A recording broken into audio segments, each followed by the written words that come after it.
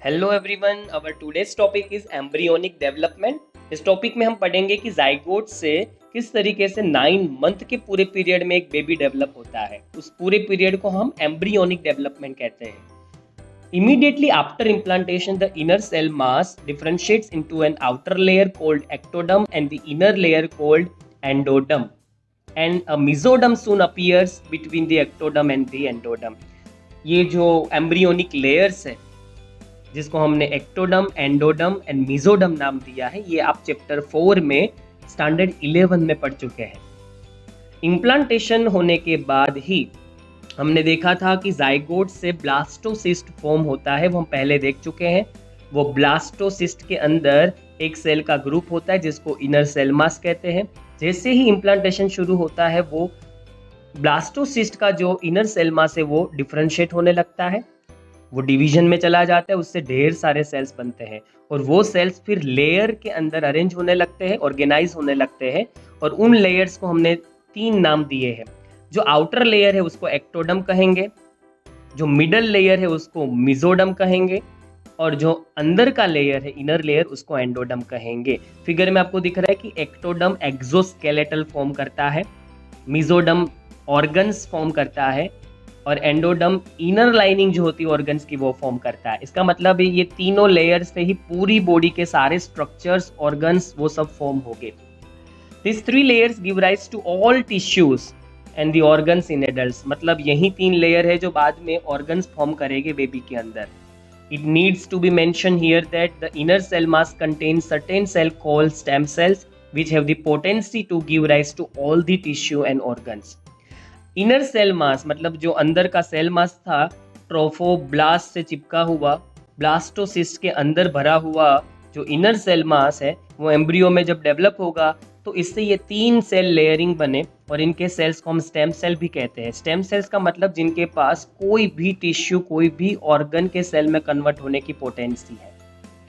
हम स्टडी कर रहे हैं कि स्टेम सेल्स को सिग्नलिंग दे के किस तरीके से कोई भी ऑर्गन हम लैब में प्रोड्यूस कैसे कर पाए। अगर ये चीज़ सक्सेसफुल हो गई तो लिवर फेलर और किडनी फेलर और लंग्स ये सब के खराब होने के बाद हम ये ऑर्गन्स को इम्प्लांट कर पाएंगे, इनका ट्रांसप्लांटेशन कर पाएंगे पेशेंट्स के अंदर।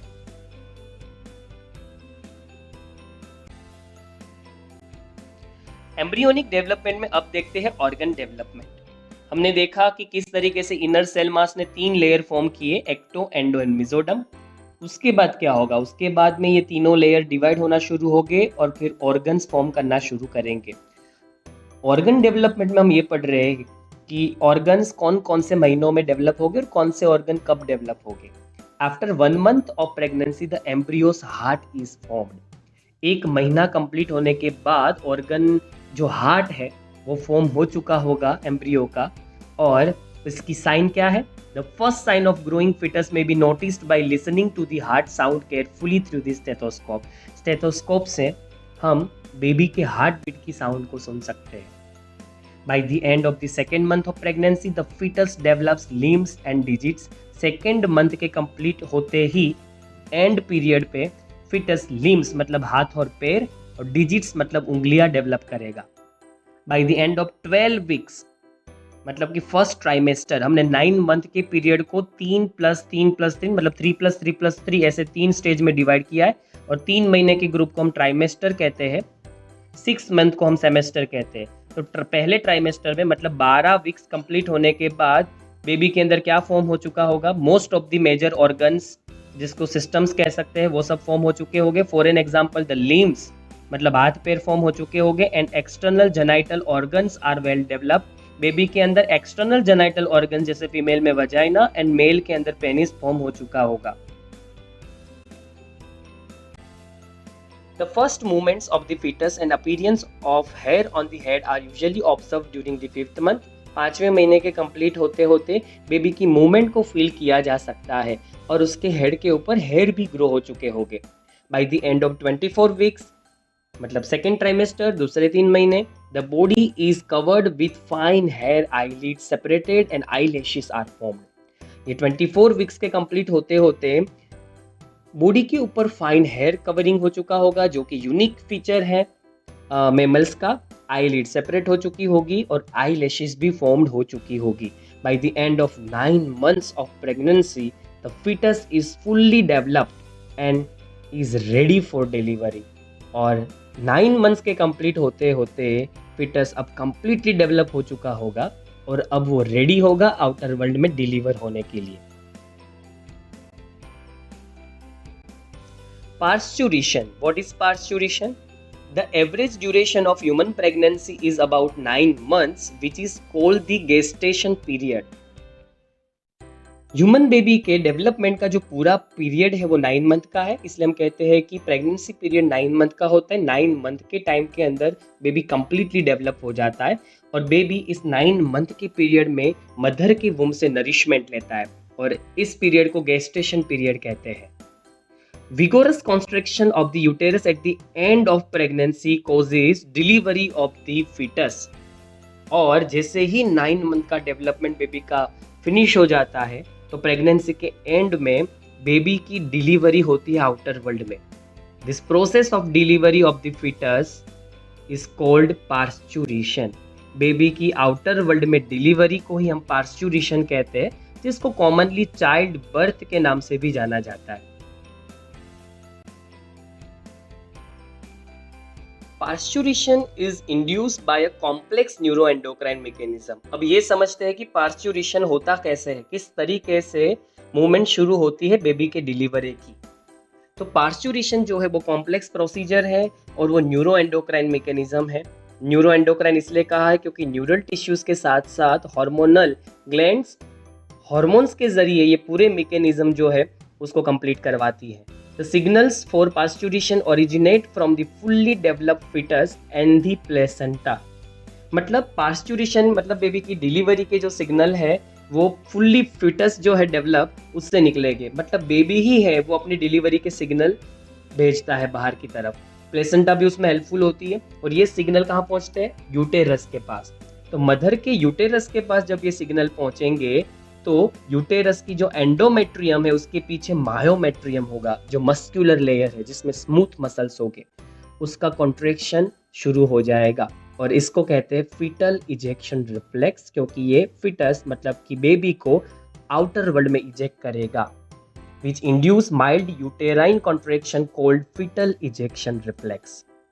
और जैसे ही इनिशिएट होगा ये फिटल इजेक्शन रिफ्लेक्स मतलब कि यूटेराइन की जो दीवारें है, जो वॉल है, उसमें कॉन्ट्रैक्शन शुरू होगा तो तुरंत ही मैटरनल पिट्यूटरी जो है, मदर की पिट्यूटरी ग्लैंड है, वो ऑक्सीटोसिन फॉर्म करना शुरू करेगी. This triggers release of oxytocin from the maternal pituitary. और ऑक्सीटोसिन ज़्यादा फंक्शन करेगा और यूटेराइन वॉल को कॉन्ट्रैक्ट करेगा. ऑक्सीटोसिन का काम है यूटेरस के स्मूथ मसल्स को कॉन्ट्रैक्ट करना, तो ज़्यादा कॉन्ट्रैक्शन होगा यूटेरस के मसल्स का. जितना ज़्यादा कॉन्ट्रैक्शन होगा उतना पिट्यूटरी और ऑक्सीटोसिन फॉर्म करेगी. जितना ज़्यादा ऑक्सीटोसिन फॉर्म होगा उतना और कॉन्ट्रैक्शन होगा. इस तरीके से ऑक्सीटोसिन का लेवल इंक्रीज होता जाएगा और इसको विशियस साइकिल भी कहते हैं. ऑक्सीटोसिन को कई लोग लव हार्मोन भी कहते हैं क्योंकि यही वो हार्मोन है जिसकी वजह से यूटेरस की जो वॉल है वो कॉन्ट्रैक्ट करती है और वो बेबी को पुश करती है वजाइना की तरफ. आपको खास याद रखना है, आगे आपने रिलैक्सिन हार्मोन के बारे में पढ़ा जो ओवरी से रिलीज होता है प्रेगनेंसी के लेटर स्टेज में. ये रिलैक्सिन सर्विक्स को रिलैक्स करेगा और ऑक्सीटोसिन यूटेराइन की मायोमेट्रियम को कॉन्ट्रैक्ट करेगा तो बेबी को पुश मिलेगा. ये दोनों तरीके से बेबी आउटर वर्ल्ड में डिलीवर होगा. तो ये था पार्चुरेशन. हमने पार्चुरेशन के बारे में समझा कि किस तरीके से ऑक्सीटोसिन, प्लेसेंटा, फिटस ये सब रिलैक्सिन मिल के पार्चुरेशन प्रोसीजर कंप्लीट करते हैं.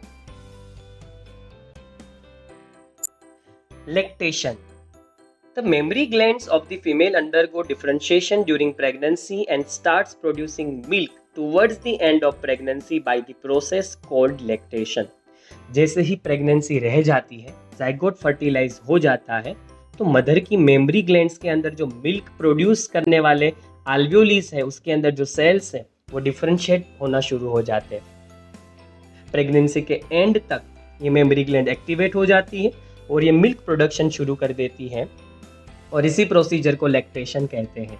This helps the mother in feeding the newborn. ये चीज़ जो है वो न्यू बोर्न को फीड करने के लिए काम में आती है। ये पूरी प्रोसीजर इसलिए इम्पोर्टेंट है, जो न्यू बोर्न बेबी है उसको मदर फीड करवा सके। The milk produced during the initial few days of lactation is called colostrum. शुरुआती दिन में जो मिल्क निकलता है मदर के ब्रेस्ट से या फिर मेमरी ग्लैंड से, उनको कोलोस्ट्रम कहते हैं। ये येलोइश कलर का होता है और ये बहुत ही ज़्यादा इंपॉर्टेंट होता है, which contain several antibodies absolutely essential to develop resistance for the newborn baby. हम जानते हैं कि जो नया बेबी है वो आउटर वर्ल्ड में अभी जस्ट डिलीवर हुआ है, वो एडप्टेड नहीं है, उसकी इम्यूनिटी उतनी खास नहीं है, उसको इन्फेक्शंस लग सकते हैं। तो ये जो कोलोस्ट्रम है, ये कोलोस्ट्रम में ढेर सारे एंटीबॉडीज हैं जो बेबी को रजिस्ट करेंगे डिजीज के सामने, उसको प्रोटेक्ट करेंगे। इसलिए कहते हैं कि फर्स्ट मिल्क बहुत ही ज़्यादा इम्पोर्टेंट है, ये बेबी को ज़रूर पिलाना चाहिए। पुराने समय में इस तरीके की रिचुअल्स से या फिर ऐसा माना जाता था, इस तरीके की मान्यता थी कि जो फर्स्ट मिल्क होता है वो येलोइश कलर का होता है कोलोस्ट्रम की वजह से स्लाइट, तो वो बेकार होता है, उसको नहीं पिलाना चाहिए। तो कई मदर्स बेबी को ये मिल्क फीड नहीं करवाती थी। आइडियली ऐसा माना जाता है कि फर्स्ट जो मिल्क फीडिंग होता है वो मदर और बेबी के बीच का रिलेशन है वो एकदम स्ट्रॉन्ग करता है। तो फर्स्ट फीडिंग बहुत इंपॉर्टेंट होता है मदर के लिए और बेबी दोनों के लिए।